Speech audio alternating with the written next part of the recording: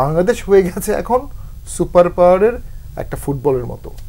এটা একটা চার্ম আছে, চার্মটা বাংলাদেশ এনজয় করছে অনেকদিন, চরমভাবে এনজয় করছে। চাইনিজ ফান্ডে আমাদের ডেভেলপমেন্ট হবে, আমেরিকা আবার আমাদেরকে তোয়াজ করবে, ভারত আবার কিছুটা হেল্প করবে, ভোটে আবার তোয়াজ করবে। চমৎকার একটা চার্মিং এনভায়রনমেন্টে সরকার চলেছে। আমার মনে হচ্ছে সেই চার্মিংটা শেষ হয়ে গেছে, হানিমুন পিরিয়ডটা শেষ। এটা সরকারের ফার্স্ট ইয়ার। সরকার ইলেকশন করেছে, ইলেকশন বৈতরণী পার করেছে, শপথ নিয়েছে, সংসদে বসেছে, ক্যাবিনেট ফর্ম করেছে। সরকারের শেষ বছরে যে চাপটা আমেরিকা দিতে পারে, প্রথম বছরে সেই চাপটা আমেরিকা দিতে চাবে না।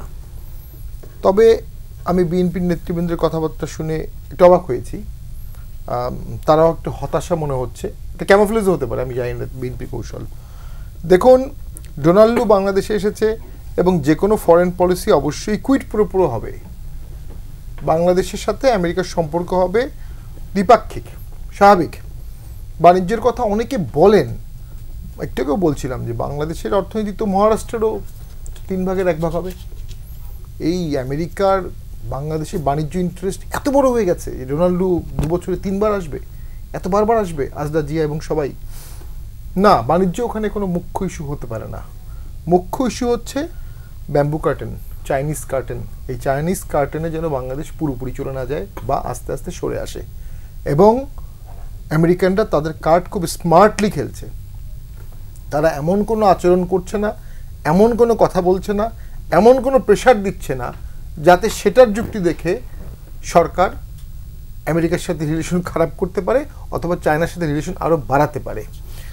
এবং সেক্ষেত্রে যেটি হচ্ছে, যেমন স্যাংশন দেওয়া ছিল, একটা স্যাংশন ওঠেনি।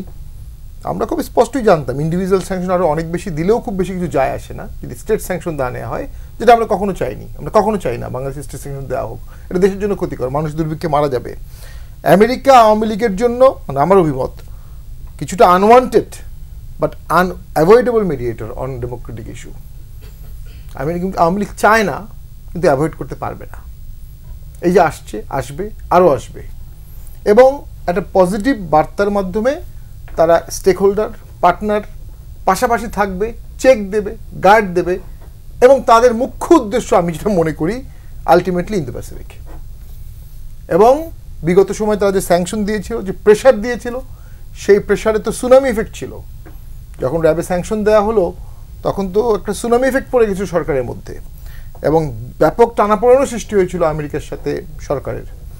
পরে সরকার ইন্দো প্যাসিফিক ফ্রেমওয়ার্ক করলো, বিআরআই শব্দটা ভুলে গেছে টোটালি। পরে G20 সম্মেলনে গেল এবং একটা ইজ ডাউন হলো। সেই ইজ ডাউনে নিশ্চয়ই কোনো একটা নেগোসিয়েশন হয়েছে, আই ডোন্ট নো সেটা কি। আমার মতে এটা হতে পারে যে সরকার থেকে বলা হয়েছে কোনো এক সময় তারা ইন্দো প্যাসিফিক কনসিডার করবে। সাথে সাথে আবার চায়না কিন্তু হুঙ্কার দিয়েছে সেই সময়, চাইনিজ রাষ্ট্রদূত, ইন্দো প্যাসিফিকে গেলে বাংলাদেশ, চায়না কখনো মেনে নেবে না। তো বাংলাদেশ হয়ে গেছে এখন সুপার পাওয়ারের একটা ফুটবলের মতো।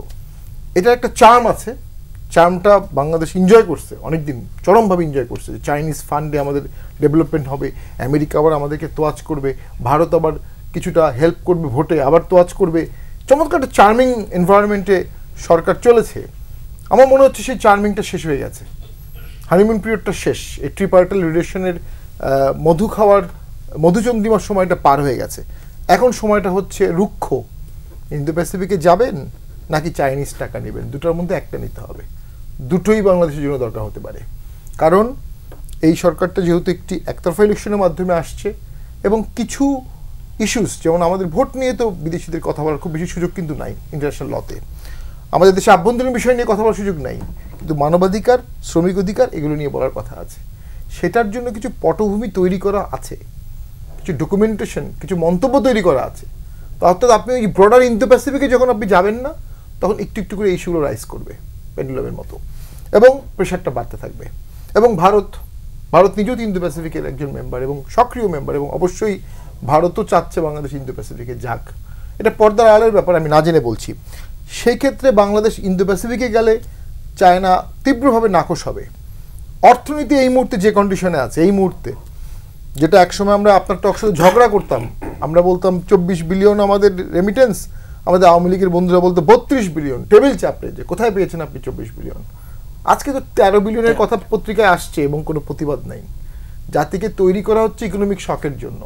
বিদ্যুতের দাম বাড়ানো হচ্ছে, ডলারের দাম 1,60,000 বাড়ানো হয়েছে, তৈরি করা হচ্ছে জাতিকে যে একটা ফল হতে পারে, একটা ক্রাইসিস হতে পারে, তোমরা তৈরি হও।